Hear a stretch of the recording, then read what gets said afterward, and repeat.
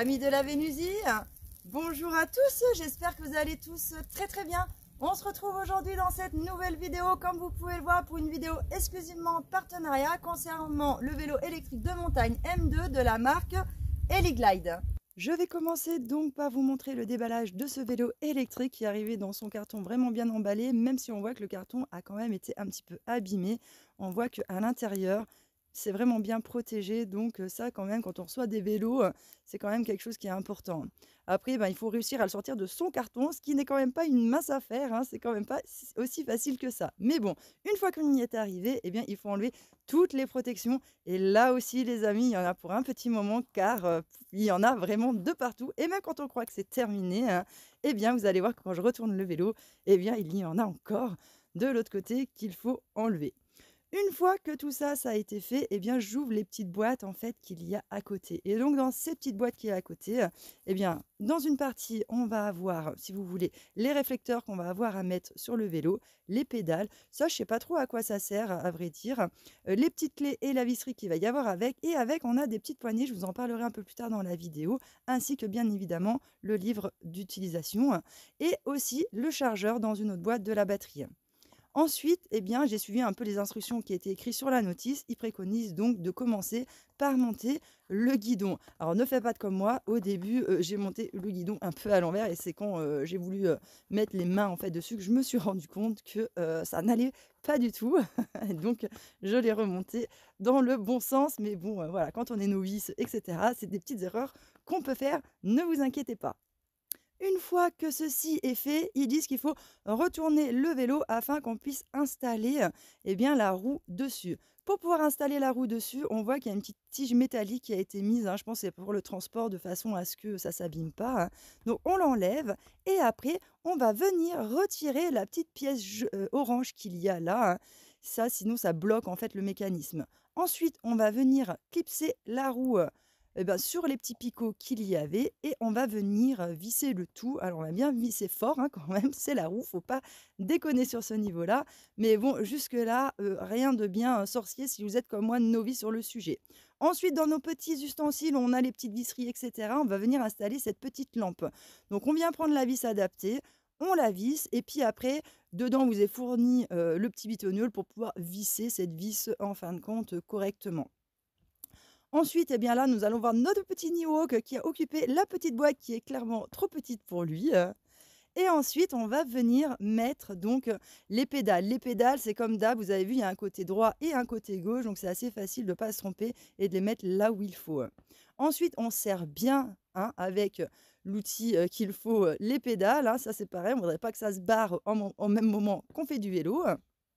Et une fois que ça c'est fait, eh bien là, on va venir mettre la selle. Donc ça, voilà, c'est pareil. Vous réglez la selle à la hauteur que vous voulez. Bon, là, on voit sur ma selle, j'ai une petite tache qui est sale, mais ça, c'est parce que je l'avais posée par terre. Et voilà, c'est mon sol qui était sale qui l'attachait. Vous voyez, je nettoie et il n'y a plus rien, en fin de compte, dessus, quoi.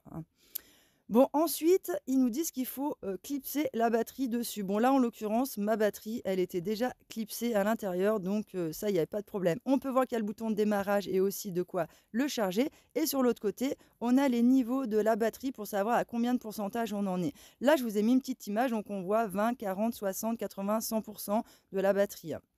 Pour vous donner un peu une ordre d'idée de ce que ça donne, voilà. Ensuite, on vient la clipser, on l'allume et on le ferme et on vient allumer la batterie. Et là, ça fonctionne.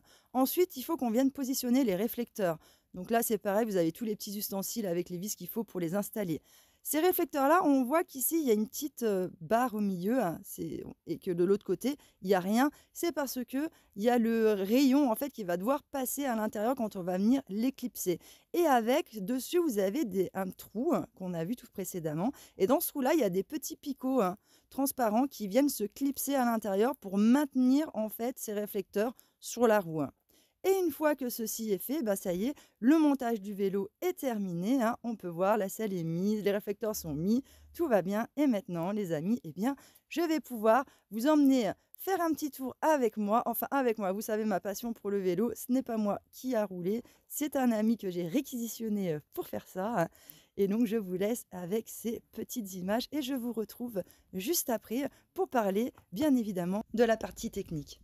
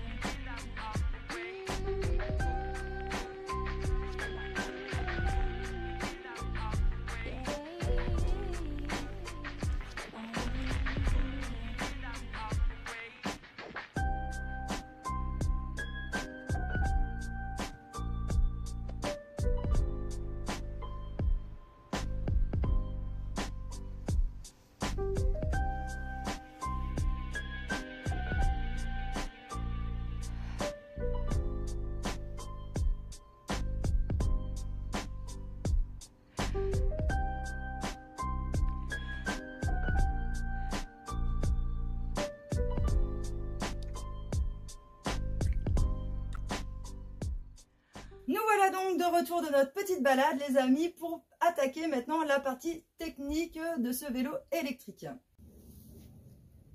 Alors pour commencer, ce qu'il faut savoir c'est que ce vélo là électrique il est en 27 pouces et demi, mais vous avez aussi l'option de le prendre en 29 pouces. Dans ce vélo électrique nous avons donc 8 vitesses à l'arrière, 3 vitesses à l'avant équipées d'un dérailleur Shimano. Donc déjà le truc que j'ai tout de suite remarqué avec ce vélo là, eh bien c'est au niveau des freins, c'est écrit Mineral Oil. Donc ça veut dire que c'est des freins qui sont hydrauliques. Et donc ça, les freins hydrauliques, je trouve ça vraiment plus sympa que des freins qui sont à câble classique, puisque ça freine beaucoup mieux. On a vraiment une amplitude quand on freine, on peut mieux gérer son freinage. Et puis ça freine beaucoup mieux quand même. En freinage d'urgence, les freins hydrauliques, c'est quand même le top. Les freins à câble, c'est quand même moins bien, quoi. Donc c'est vrai que quand on a des vélos de ville, qui soient à frein classique, c'est moins gênant quand on n'a pas trop de montée, trop de descente ou on va pas trop vite. Là, quand on est à la campagne, dans la montagne, il y a beaucoup de montées, beaucoup de descentes, on va quand même assez vite. Il faut des freins hydrauliques parce qu'à 25 km/h, on ne s'arrête pas comme ça, quoi. Ensuite, on peut voir sur le devant, sur la tête de fourche, ici, qu'il y a des petits bitonneux. C'est en fait pour régler la dureté de la suspension du côté là. Et de l'autre côté, on a un autre petit bouton. Et ce bouton-là, il est fait pour verrouiller la fourche ou la déverrouiller. Donc, sur ce niveau-là, moi, je suis pas très grande connaisseuse d'à quel moment il faut mettre l'amortisseur ou non. De ce que j'ai compris, c'est quand même plus agréable de l'enlever quand on a une montée. Puisque, de ce que j'ai compris, quand on pédale, en fait, les coups qu'on va donner à la pédale, l'amortisseur va en prendre une partie, donc c'est un peu plus dur de pédaler avec, mais c'est léger. Hein. Donc quand on est à plat, on sent pas grand-chose, en descente non plus, mais en montée, généralement c'est là qu'il faut l'enlever. Mais bon, ça, ceux qui ont l'habitude de faire du vélo tout-terrain, etc., vous saurez comment vous adapter, parce que oui, le M2, je l'ai choisi celui-là, c'est parce que c'est un vélo qui est fait pour la montagne, et c'est quand même ce qu'il y a de... qui est plus adapté en fin de compte vers chez moi. Les autres vélos électriques, je vous avais déjà présenté dans d'autres vidéos, c'était des vélos électriques qui étaient plus adaptés pour la ville. Et d'ailleurs, c'est là qu'on voit toute la différence au niveau de la batterie, puisque quand c'est pour la ville, comme on ne s'attend pas à ce qu'il y ait des grandes descentes et des grandes montées, la batterie, normalement, elle est faite pour une 50aine de kilomètres, voire une 60aine. Là, la batterie, elle est donnée pour faire 130 km, ce qui est quand même presque le double, en fait, un peu plus du double de ce que font les vélos électriques de ville. Donc ça, c'est quand même hyper important, surtout quand on vit en montagne comme chez moi, où c'est hyper vallonné, on va avoir beaucoup de montées et beaucoup de descentes. Là, l'autonomie de la batterie, on le sait très bien, quand il vous la donne, c'est 130 km, c'est 130 km, quand on peut faire le plus, on force le moins avec la batterie, en fait. C'est sûr, quand on va avoir beaucoup de montées, beaucoup de descentes, etc., on va pas réussir à faire les 130 km, on va en faire plutôt 60, vous voyez. Donc ça, c'est vraiment pas mal, on a une bonne autonomie sur ce vélo électrique. La batterie, elle fait 250 watts et elle est en 36 volts. Si vous voulez stocker votre batterie pendant que vous n'utilisez pas votre vélo électrique, il préconise de la charger qu'à 50% et de la laisser stocker comme ça. Sachant qu'il ne faut pas qu'elle soit stockée dans un endroit qui gèle ou qui fait froid, parce que c'est quand même des batteries au lithium et qu'elles aiment moyennement ça. Le petit bémol que je trouve sur ce vélo, et je ne comprends pas pourquoi ils ne l'ont pas mis, c'est le garde-boue à l'arrière. Surtout qu'on est quand même pour un vélo de tout-terrain, un vélo de montagne, donc un garde-boue, ça aurait été quand même pas mal pour pas se dégueulasser. Mais bon, ça, à la limite, c'est pas bien gênant, c'est quand même quelque chose qu'on peut acheter ultérieurement, c'est pas non plus ce qui coûte vraiment très très cher à l'achat. Concernant la selle, je vous l'avais présenté déjà vite fait, vous avez dit que j'allais avoir ce partenariat, je vous l'avais montré, il y en avait qui m'ont dit « Ah, mais la selle en vidéo, Vénus, elle a l'air un peu fine, elle a pas l'air hyper confortable ». Alors, c'est pas vrai. L'ami à qui il l'a essayé, eh bien, m'a dit qu'il trouvait que la selle était plutôt confortable, que c'était plutôt une bonne selle. Bon, après, c'est sûr, si vous faites énormément tout le temps du vélo, il faudra peut-être investir ou mettre un truc par-dessus pour qu'elle soit un peu plus moelleuse. Mais en tout cas, si vous faites du vélo pas à outrance, je pense pas que vous aurez besoin de changer la selle puisqu'elle est plutôt confortable. Donc, sur le petit bouton qu'il y a derrière, là, on appuie dessus. Ça va venir allumer l'assistance électrique. Le plus et le moins, c'est pour régler l'assistance électrique. Donc là, quand on va mettre 1, ça va commencer à 1 ou on met 2. Enfin, vous voyez, là, on a tous les modes. Ça va jusqu'à 5.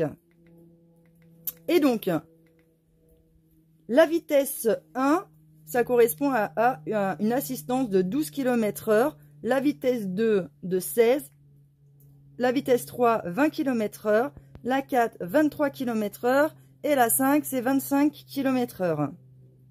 Ici là, vous avez les petits boutons, on peut voir ici que ça s'est allumé de la lumière. La lumière est éteinte et là on voit que ça s'allume.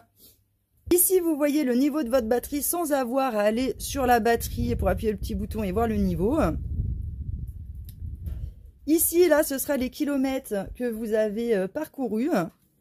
Et sur les côtés ici, vous avez une petite information qui peut se mettre si vous avez un point d'interrogation. Eh bien, c'est que là, il y a un petit problème. Il faut aller se référer dans le guide des pannes pour voir ce qui ne va pas. Donc là, on allume, on tient longtemps appuyé sur le bouton de la lumière.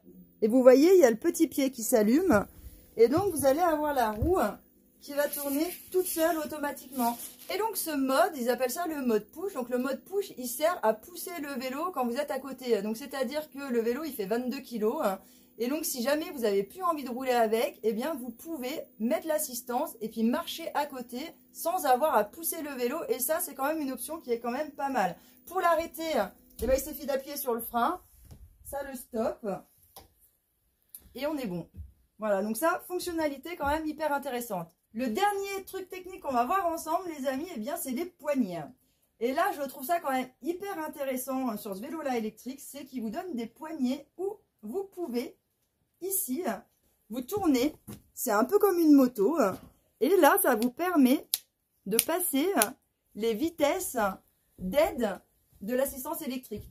Au lieu de passer sur les petits boutons, là, pour régler l'intensité de l'assistance électrique, eh bien, on peut venir changer les poignées du guidon. Donc là, on enlève les deux poignées, on vient les mettre, celle-là, à la place. Et ici, et là, en dessous, on voit, il suffit d'enlever le petit capuchon. On vient brancher le câble ici. Et donc là, ça permet de ne plus avoir à utiliser le petit boîtier pour augmenter la vitesse d'aide d'assistance électrique, quoi. Ça, c'est quand même vraiment pas mal quand on en fait beaucoup de vélos. Je trouve ça hyper intéressant et c'est le premier vélo électrique qui propose en fait cette option-là et je trouve ça super cool. Alors, bien évidemment, je sais qu'il y en a beaucoup qui veulent me demander, mais Vénus, combien coûte ce vélo électrique? Alors, le vélo électrique, il est affiché à 899 € sur le site Elilide. Et avec mon code promo, ça vous donne 100 € de réduction, donc ça vous l'amène à 799 €. Voilà les amis, je pense qu'on a fait le tour un petit peu pour la partie technique. Quoi qu'il en soit, vous trouverez tous les liens dans la zone de description. Donc n'hésitez pas à cliquer sur le lien et aller directement sur le site de la marque où dessus vous aurez un peu plus de données techniques que celles que je peux moi vous fournir au moment de cette vidéo. S'il y a des informations que vous ne trouvez pas sur le site internet, eh bien n'hésitez pas à vous saisir de l'espace commentaire, à me poser vos questions. Et si je ne peux pas y répondre, bah, je contacterai la marque et je vous y répondrai après. Donc des fois ça peut prendre un petit peu de temps, ne vous inquiétez pas. Mais je finis toujours par répondre aux questions qu'on me pose sous mes vidéos. Voilà, quoi qu'il en soit les amis, nous on se retrouve dans une prochaine vidéo. En attendant, je vous fais plein de gros bisous. Ciao.